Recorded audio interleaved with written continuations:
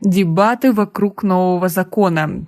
Досмотрите это видео до конца, и вы узнаете, почему эксперты бьют тревогу по поводу того, что патриотизм в Таджикистане станет принудительным. Подписывайтесь на обновление, и точно будете в курсе всего самого интересного. В Таджикистане принят закон о воспитании патриотизма граждан, который также предусматривает и ответственность за несоблюдение норм закона. Представители парламента и правительства считают, что этот закон очень важен для национального самосознания граждан. Критики же считают такой шаг оставшийся наследием от Советского Союза и устаревшей практикой. Саид Джафар Усманзада, лидер Демократической партии Таджикистана и депутат парламента, называет одной из целей закона профилактику и предупреждение вступления молодежи в экстремистские организации и движения. Он сказал, они должны быть активными в жизни как внутри республики, так и за ее пределами, защищать свои национальные и государственные интересы. Их участие в боевых действиях в Украине, в Сирии, вступление в ряды террористических и экстремистских организаций – все это от незнания истории.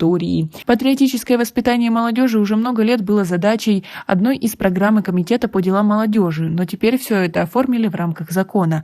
И уже сейчас многие спорят о том, каким образом будет реализовываться этот закон, и кто и каким образом будет устанавливать ответственность за его исполнение.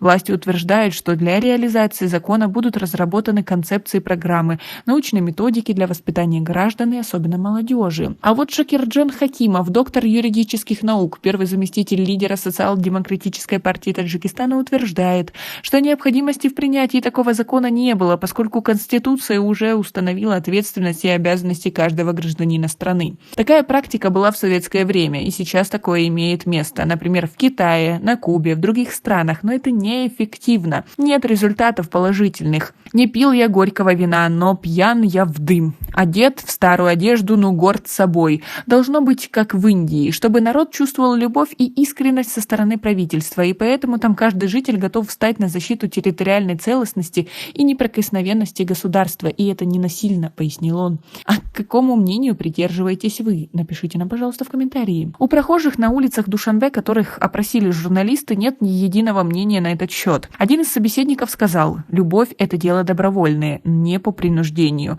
Все любят свою родину, свою мать и семью, и для того, чтобы любить, закона не нужно». Другой собеседник отметил, что этот закон для нас, как молодежи, хорошее дело. Каждый должен чувствовать ответственность за свою страну. Как сообщаются официальные источники, закон о воспитании патриотизма граждан был внесен на рассмотрение Нижней палаты парламента председателя Маджлиси Милли, сыном президента Таджикистана Рустамом Эмомали, и принят без проволочек в ноябре прошлого года. Сам президент подписал его 24 декабря 2022 года и тем самым дал зеленый свет на реализацию этого закона.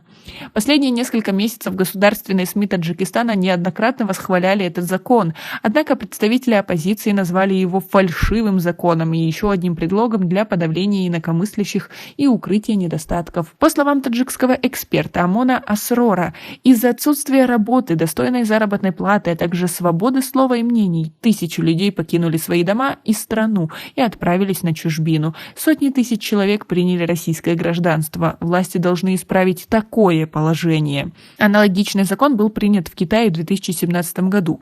В России принято несколько законов о патриотическом воспитании, в том числе и для школьников. В Беларуси, еще одной постсоветской стране, была принята аналогичная программа на 2022-2025 годы.